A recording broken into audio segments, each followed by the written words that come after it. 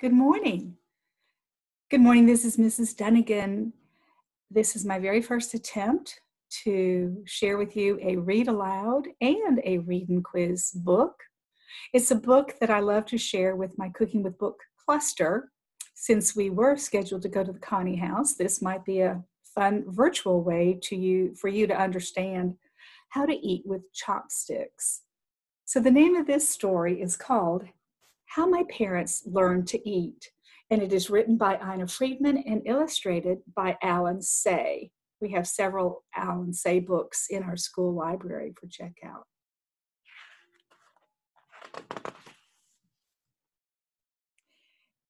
In our house, some days we eat with chopsticks and some days we eat with knives and forks.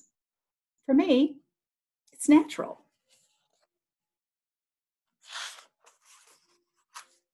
When my mother and father met, she was a Japanese schoolgirl and he was an American sailor. His ship was stationed at Yokohama. Every day, my father, whose name is John, walked in the park with my mother, Aiko. They sat on a bench and talked. But my father was afraid to invite my mother for dinner.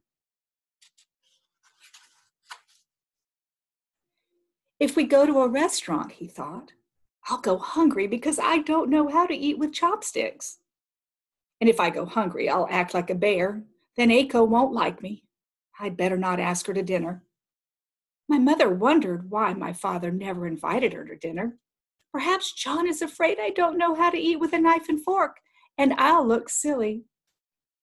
She thought, maybe it's best if he doesn't invite me for dinner. So they walked and talked and never ate a bowl of rice or a piece of bread together. One day, the captain of my father's ship said, John, in 3 weeks, the ship is leaving Japan. Oh, my father was sad.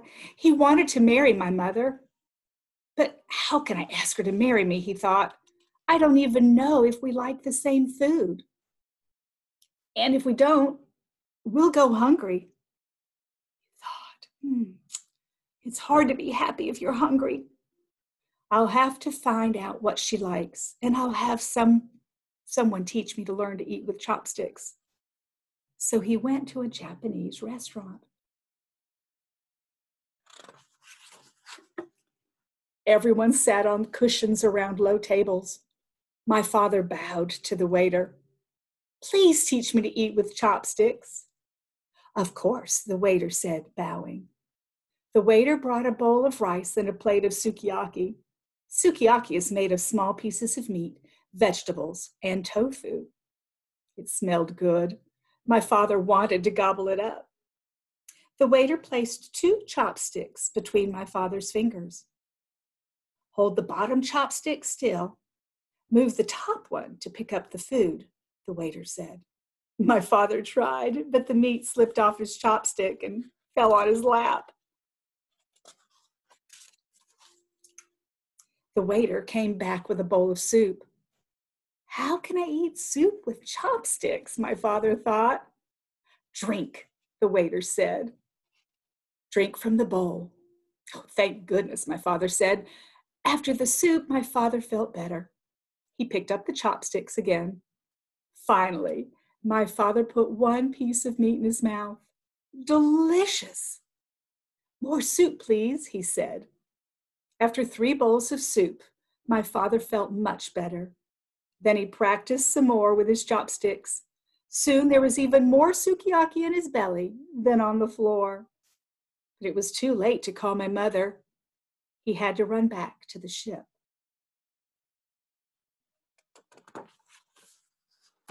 That night, my mother was sad. Every other day, my father had come to see her. That day, he did not come. He did not call on the telephone. Perhaps he was tired of walking and talking. Perhaps he was ashamed of her because she did not know how to eat with a knife and fork. Perhaps his ship had sailed away. All night, she could not sleep. And all night, my father sat on his bunk, pretending to pick up sukiyaki.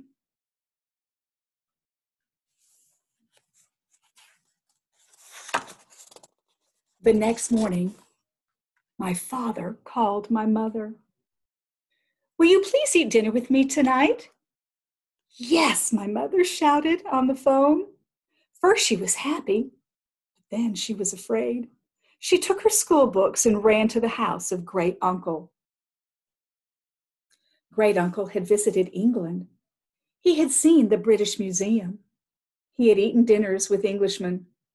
My mother knocked at the door and Great Uncle opened it. "Why are you so sad, child?" he asked. "Because I must learn to eat with a knife and fork by 7 o'clock tonight." Great Uncle nodded. "Foreign ways are quite strange. Why do you want to eat with a knife and fork?" My mother blushed. "Is it the American sailor?" Great Uncle asked. "I see. Here, take this note to your teacher. At lunchtime, I will come and take you to a foreign restaurant.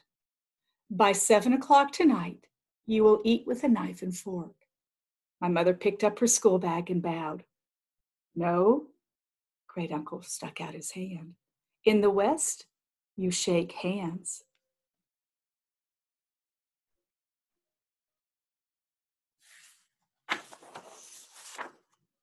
The restaurant had red carpets and many lights. Great Uncle pulled out a chair for my mother. "In the West, men help ladies into chairs," he told her. My mother looked at the small fork and the large fork on the left.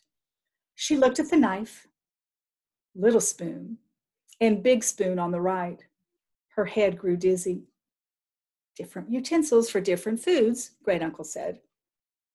"How strange to dirty so many things," said my mother. "A chopstick is a chopstick. I can eat everything with 2 chopsticks." When the waiter brought the soup, Great Uncle pointed at the large spoon. "Dip it slowly, bring it to your mouth, sip quietly." My mother's hand trembled. The soup spilled onto the white cloth. "You'll learn," Great Uncle encouraged her. When my mother was finished with the soup, the waiter brought her a plate of mashed potatoes, roast beef, and peas. "This is the way Westerners eat," Great Uncle said. "With the knife and fork, they cut the meat. Then they hold the fork upside down in their left hand. Like birds, they build a nest of mashed potatoes. They put the peas in the nest with a knife. Then they slip the nest into their mouth. Try it." Have you ever tried eating peas and mashed potatoes like this? The mashed potatoes were not difficult, but the peas rolled all over the plate. "Impossible," said my mother. "I'll never learn by 7 o'clock tonight." "You can learn anything," Great Uncle said. "Try again. More mashed potatoes and peas, please," he said to the waiter.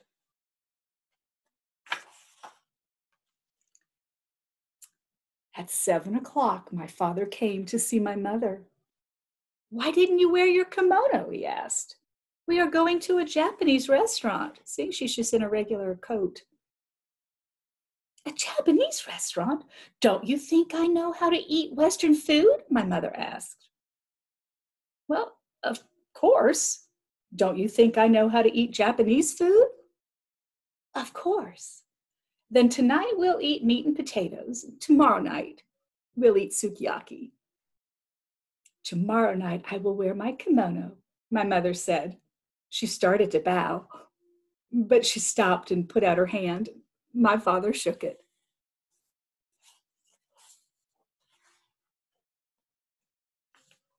My father ordered 2 plates of mashed potatoes, roast beef, and peas. He watched my mother cut the meat into pieces. He stared when she turned over her fork and made a bird's nest. He was amazed. "You are very clever with a knife and fork," he said. "Thank you," said my mother. "You must teach me," my father said. "That's a new way of eating peas." "Teach you?" "Yes, Americans don't eat that way." He slid his fork under some peas and put them in his mouth. My mother stared at him. But great uncle taught me. He lived in England and he knows the ways of the West. My father began to laugh. He taught you to eat like an Englishman. Americans eat differently. Oh dear, my mother said. A chopstick is a chopstick. Everyone uses them in the same way. Yes, when we are married, we'll eat only with chopsticks. He took her hand. Married? If I marry you, I want to eat like an American. I'll teach you to eat with a knife and fork, and you teach me to use chopsticks. My mother shook my father's hand. My father bowed. That's why at our house, some days we eat with chopsticks, and some days we eat with knives and forks. I love how it's the little girl telling the story of how her mother and father met. Maybe that's something you can find out. This is a reading quiz, and the book is How My Parents Learned to Eat, and the reading quiz number is 21469. Again, it's 21469. I hope you enjoyed this story from my little corner at home, and I look forward to reading to you again very soon. Have a wonderful day, Bobcats.